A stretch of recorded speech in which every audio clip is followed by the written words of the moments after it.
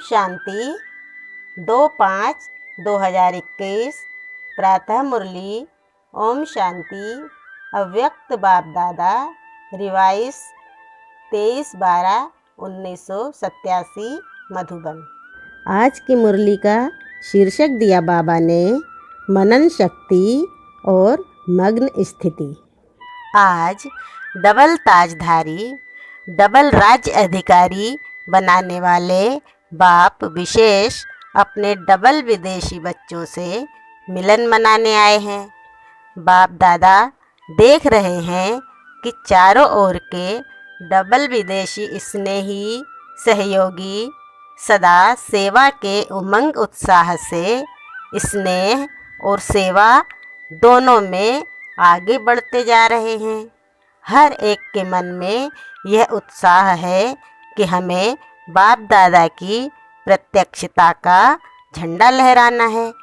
हर दिन उत्साह के कारण संगम युग को उत्सव प्रमाण अनुभव करते उड़ते जा रहे हैं, क्योंकि जहाँ हर समय उत्साह है, चाहे बाप दादा से याद द्वारा मिलन मनाने का, चाहे सेवा द्वारा प्रत्यक्ष फल प्राप्त होने के अनुभव के उत्साह में, दोनों उत्सव हर घड़ी हर दिन उत्सव का अनुभव कराते हैं। दुनिया के लोग विशेष उत्सव के दिन उत्साह का अनुभव करते हैं, लेकिन ब्राह्मण आत्माओं के लिए संगम युग ही उत्साह का युग है। हर दिन नया उत्साह उमंग उल्लास स्वतः ही अनुभव होता रहता है।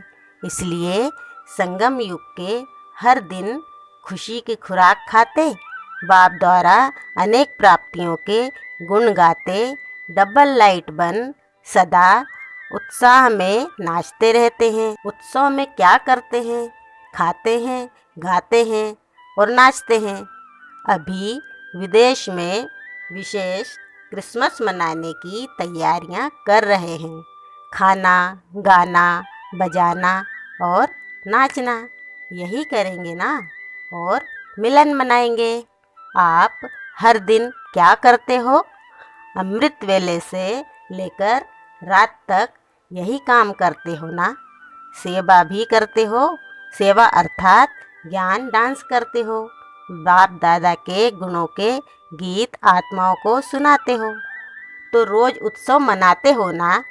कोई दिन ऐसा नहीं जो सच्चे ब्राह्मण यह कार्य न करते हों। संगम युग का हर दिन उत्साह भरे उत्सव का दिन है। वह तो 1-2 दिन मनाते हैं, लेकिन बाप दादा सभी ब्राह्मण बच्चों को ऐसे श्रेष्ठ बनाते हैं, ऐसी गोल्डन गिफ्ट देते हैं जो सदा के लिए संपन्न सदा भरपूर बन जाते हो। वो लोग क्रिसमस के दिन का इंतज़ार करते हैं कि क्रिसमस फादर आकर आज गिफ्ट देंगे। वह क्रिसमस फादर को याद करते और आप किशमिश जैसा मीठा बनाने वाले बाप को याद करते हो। इतनी गिफ्ट मिलती है जो 21 जन्म यह गिफ्ट चलती रहती है। वह विनाशी गिफ्ट थोड़ा समय चल समाप्त हो जाएगी।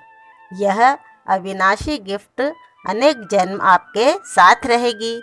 जैसे वो लोग क्रिसमस ट्री को सजाते हैं, बाप दादा इस बेहद के वर्ल्ड ट्री में आप चमकते हुए सितारों को, संगम युगी श्रेष्ठ धरती के सितारों को अविनाशी लाइट माइट स्वरूप में स्थित होने का अनुभव कराते हैं। वो लोग भी स्टार को मानते हैं, स्टार सजाते हैं। आप स्टार्स का यादगार स्थूल चमकती हुई लाइट के रूप में दिखाते हैं, या लाइट से सजाते या फूलों से सजाते हैं। यह किसका यादगार है?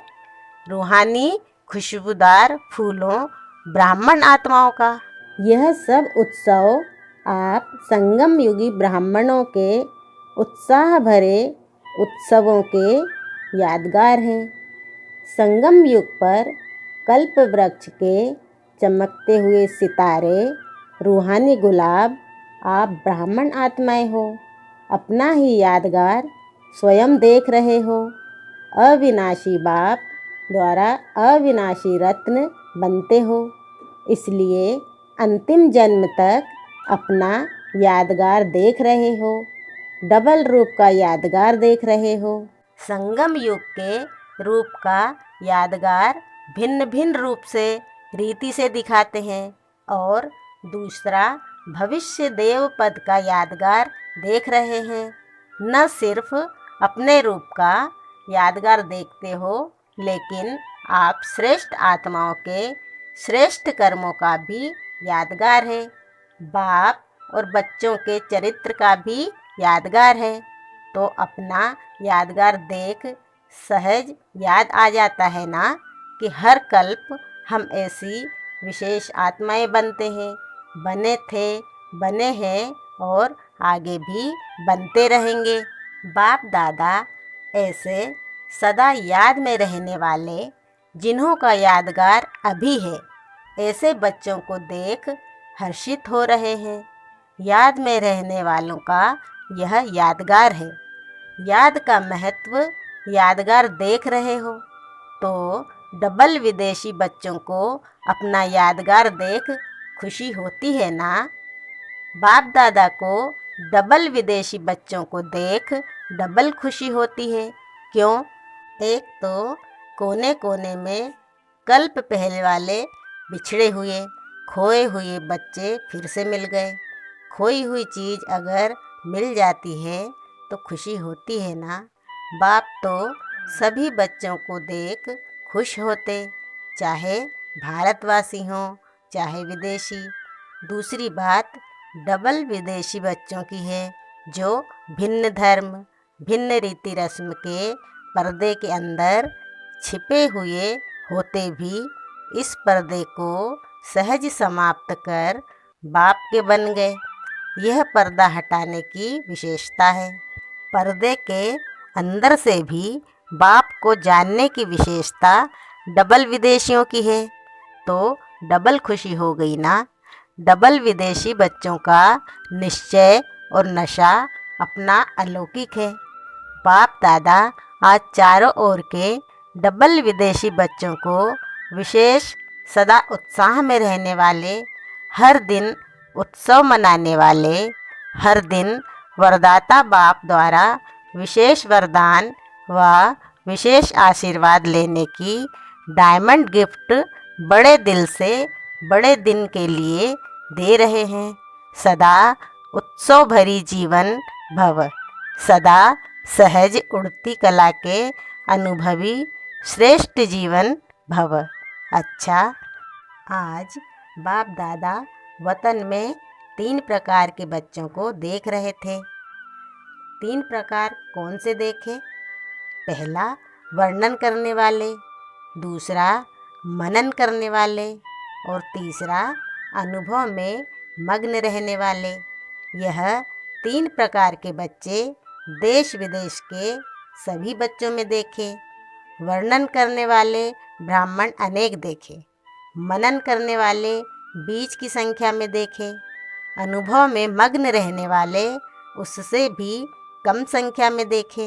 वर्णन करना अति सहज है, क्योंकि 63 जन्मों के संस्कार हैं। एक सुनना, दूसरा जो सुना वह वर्णन करना।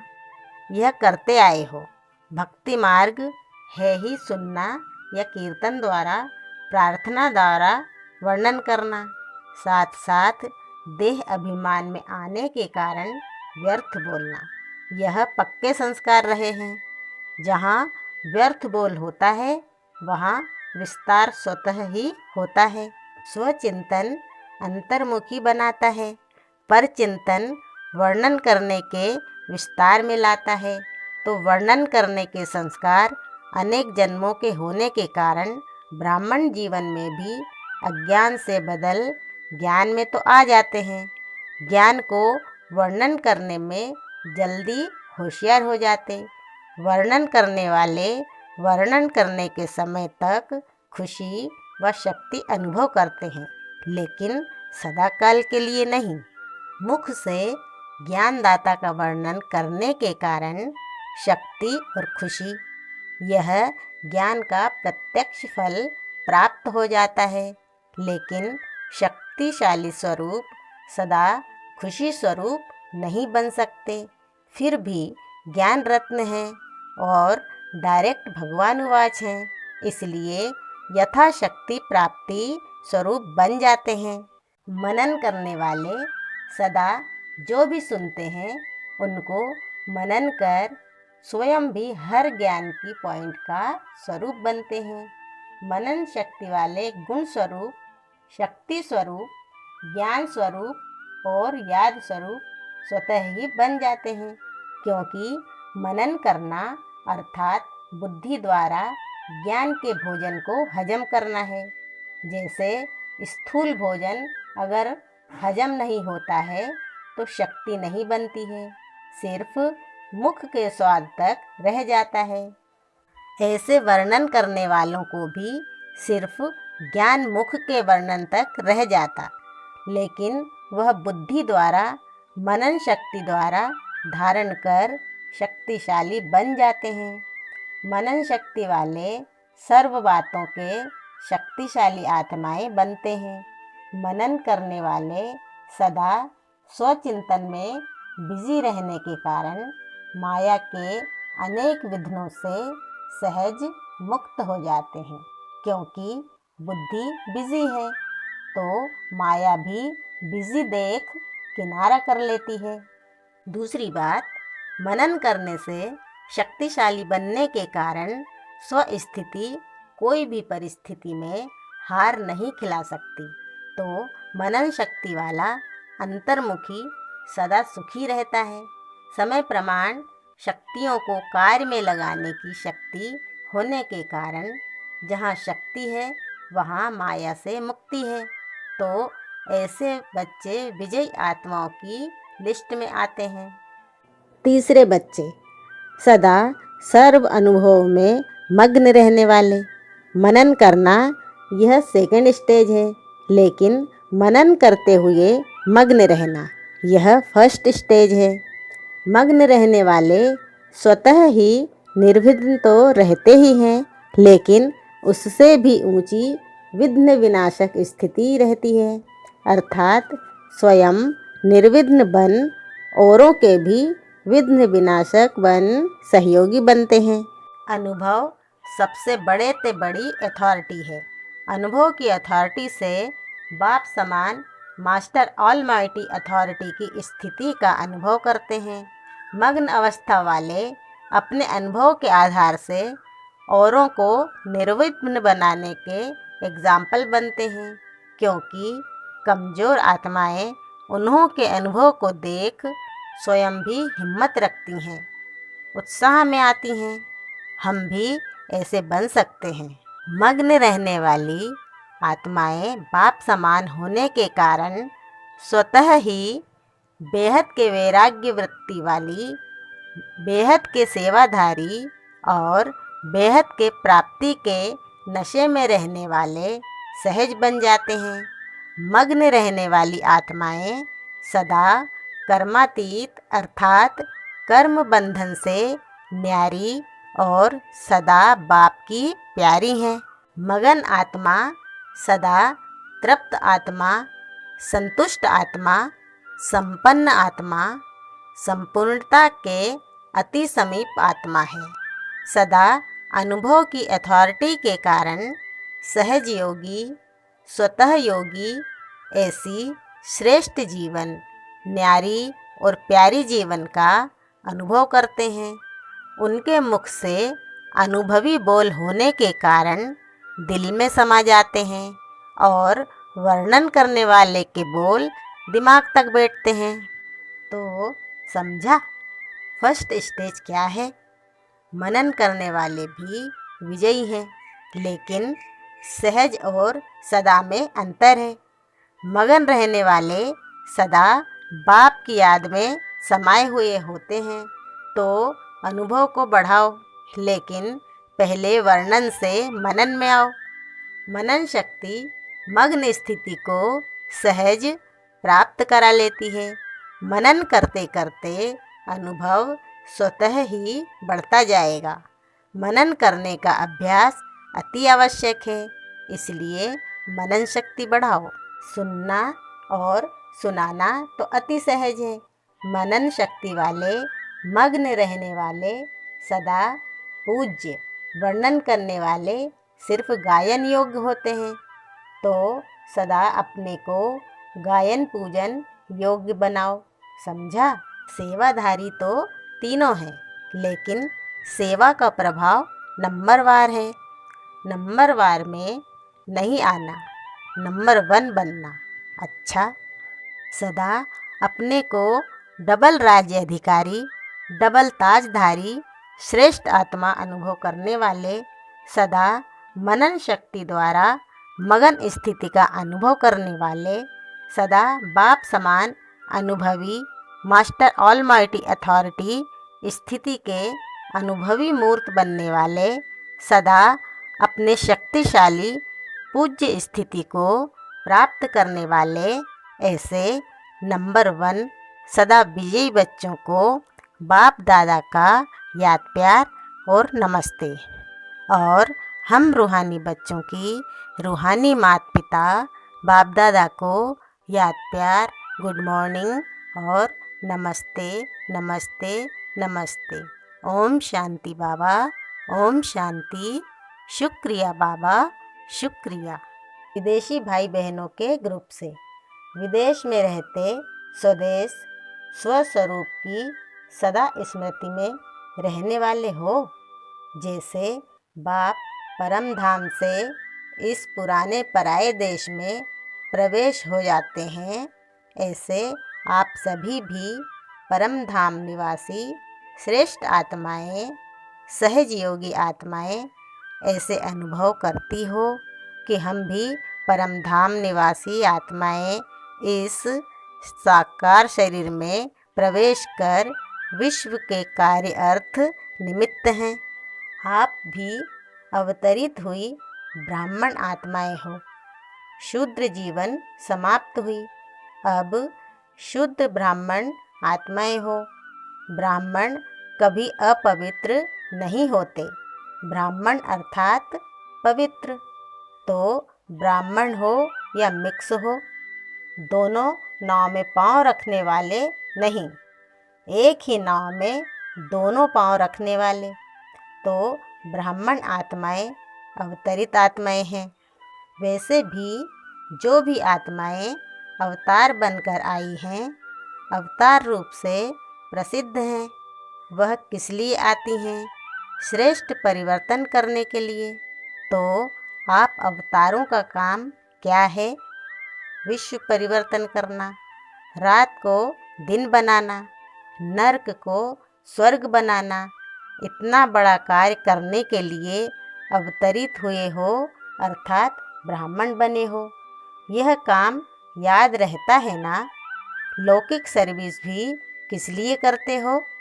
इनकम भी कहाँ लगाने के लिए? सेंटर खोलने के लिए करते हो व लौकिक परिवार के लिए करते हो? अगर यह लक्ष्य रहता है कि कमाई भी ईश्वरीय कार्य में लगाने के लिए करते हैं, लौकिक कार्य करते भी सेवा ही याद रहती है ना? और किसके डायरेक्शन से करते हो? जब बाप की श्रीमत प्रमाण करते हो तो जिसकी श्रीमत है वही याद आएगा ना। इसलिए बाप दादा कहते हैं, लौकिक कार्य करते भी सदा अपने को ट्रस्टी समझो। ट्रस्टी भी हो और वारिस भी हो, चाहे कहाँ भी रहते हो, लेकिन मन से समर्पित हो तो वारिस हो। वारिस का अर्थ यह नहीं कि मधुबन में आकर रहो, लेकिन सेवा क्षेत्र पर रहते भी अगर मन से मेरापन नहीं है, अर्थात समर्पित हैं, तो वारिस हैं। तो सरेंडर हो या अभी कर्म बंधन के अंडर हो। जब मन से समर्पित हो गए तो समर्पित आत्मा को बंधन नहीं लगेगा, क्योंकि सरेंडर हो गए माना सभी बंधनों को भी सरेंडर कर दिया। अगर मन को कोई भी बंधन खींचता है तो समझो बंधन है। बाकी आता है और चला जाता है तो बंधन नहीं। तो हम अवतार हैं, ऊपर से आए हैं, यह सदा स्मृति में रखो। अवतार आत्माएं कभी शरीर के हिसाब किताब के बंधन में नहीं आएंगी। विदेही बन करके कार्य करेंगी। शरीर का आधार लेते हैं लेकिन शरीर के बंधन में नहीं बंधते। तो ऐसे बने हो तो सदा अपने को शरीर के बंधन से न्यारा बनाने के लिए अवतार समझो। इस विधि से चलते रहो तो सदा बंधन मुक्त, न्यारे और सदा बाप के प्यारे बन जाएंगे। वरदान दिया बाबा ने अपनी विजय व सफलता को निश्चित समझकर सदा निश्चिंत रहने वाले निश्चय बुद्धि भव। जो बच्चे सदा बाप में, स्वयं के पार्ट में और ड्रामा की हर सेकेंड की एक्ट में 100% निश्चय बुद्धि हैं, उनकी विजय व सफलता निश्चित है। निश्चित विजय होने के कारण वे सदा निश्चिंत रहते हैं। उनके चेहरे से चिंता की कोई भी रेखा दिखाई नहीं देगी। उन्हें सदा निश्चय रहता है कि यह कार्य व यह संकल्प सिद्ध हुआ ही पड़ा है। उन्हें कभी किसी बात में क्वेश्चन नहीं उठ सकता। स्लोगन दिया बाबा ने,